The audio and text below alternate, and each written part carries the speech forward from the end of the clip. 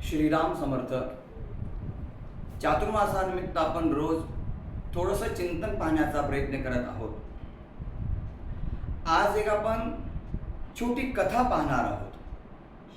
त्या कथेच्या पाठीमागचा उद्देश आपल्याला शोधायचा आहे. काय झालं, एका शेतकऱ्यानं आपल्या शेतामध्ये विहीर खोदली. अगदी खूप मोठी विहीर झाली. त्या विहिरीला पाणी लागलं. शेतकरी वारकरी संप्रदायाला मानणारा होता, संतांना मानणारा होता. त्यानं विचार केला की आता या पाण्याची पूजा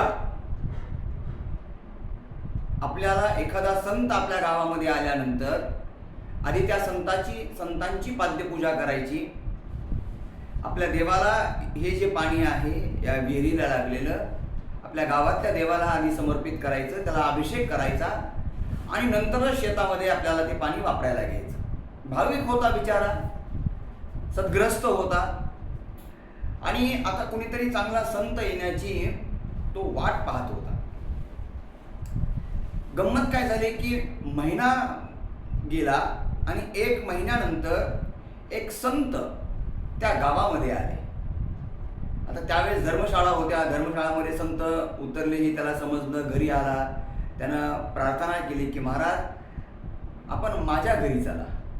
अगदी आदरपूर्वक त्यानं आपल्या स्वतःच्या घरी त्या संतांना नेलं आणि दुसऱ्या दिवशी स्नान पूजा वगैरे झाल्यानंतर संतांना प्रार्थना केली की महाराज आत्ताच 1 महिन्याभरापूर्वी माझ्या शेतामध्ये एक विहीर खोदली आहे, त्याला पाणी चांगलं लागलं आहे आणि माझी इच्छा अशी आहे की ते पाणी आपल्या चरणावर समर्पित करावं. पहिल्यांदा ते पाणी आपण प्यावं आणि मग देवाला, गावातल्या देवाला अभिषेक करायचा आणि नंतर ते पाणी शेतामध्ये सोडायचं आहे.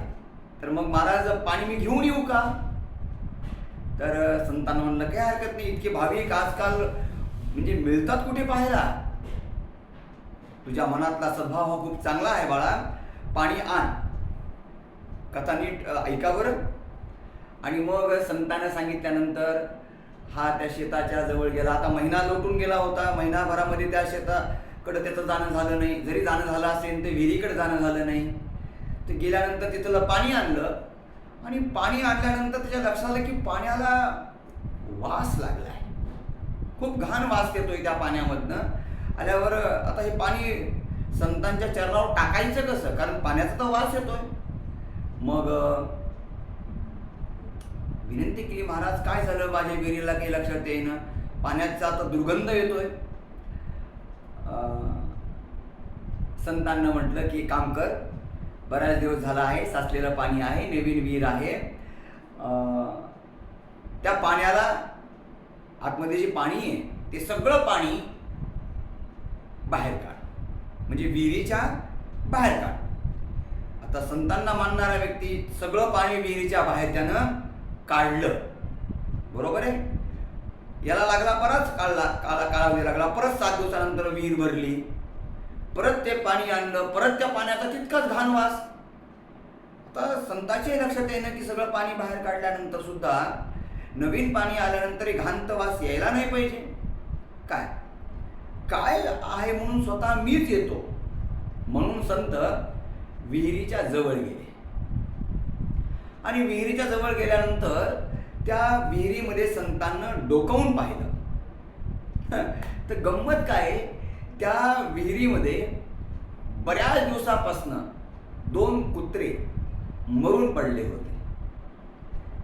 तर संतांना विचारलं, अरे बाळा, विहिरीचं पाणी बाहेर तुला मी काढायला सांगितलं तर पाणी बाहेर काढलं, या 2 कुत्र्याला नाही काढलं. नाही म्हणे महाराज, संतांचं वचन आम्हाला सर्वप्रमाणे तुम्ही पाणी सांगितलं, त्या 2 कुत्र्याला बाहेर काढा म्हणून कुठं सांगितलं? अरे आधी ते मेलेले जे 2 कुत्रे आहेत त्या 2 कुत्र्याला बाहेर काढ, मग पाणी बाहेर काढ आणि मग त्या पाण्याचा जो दुर्गंध आहे तो येणार नाही. आलं लक्षात आपल्या हे आयुष्यामध्ये यापेक्षा काही वेगळं घडतं का बरं? त्या 2 कुत्र्याला बाहेर काढलं, नवीन पाणी आलं, ते पाणी संतांच्या चरणावर समर्पित केलं, गावामधल्या देवांना अभिषेक केला आणि नंतर त्या पाण्याचा दुर्गंधही गेला आणि सगळ्या शेताला स्वच्छ पाणी मिळालं. आपल्याही अंतःकरणामध्ये दोन असे श्वान, दोन असे कुत्रे आहेत की जे आपण बाहेर काढत नाहीत, म्हणून आपल्या गुणांचा विचार, सद्गुणांचा विचार हा लोकांपर्यंत पोहोचला जात नाही. आपली कीर्ती लोकांपर्यंत पोहोचली जात नाही. आपली दिव्यत्व, आपली दिव्यता ही लोकांपर्यंत कळत नाही. हे दोन कुत्रे, हे दोन श्वान काय आहेत बघा.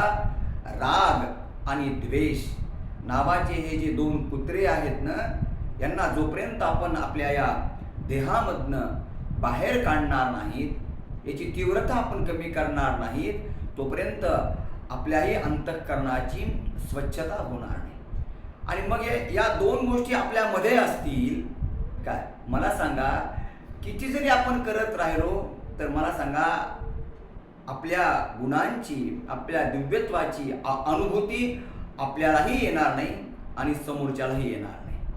बरोबर ना? त्यामुळं आपल्या आयुष्यामध्ये सुद्धा राग आणि द्वेष या दोघांना आपण बाहेर काढा, जेणेकरून आपल्या स्वतःची प्रगती होईल, आपल्या परिवाराची प्रगती होईल. आलं लक्षात? ठीक आहे. आज इथेच थांबूया. उद्या एक नवीन चिंतन, नवीन विचार घेऊन आपल्या समोर येईल. श्रीराम समर्थ.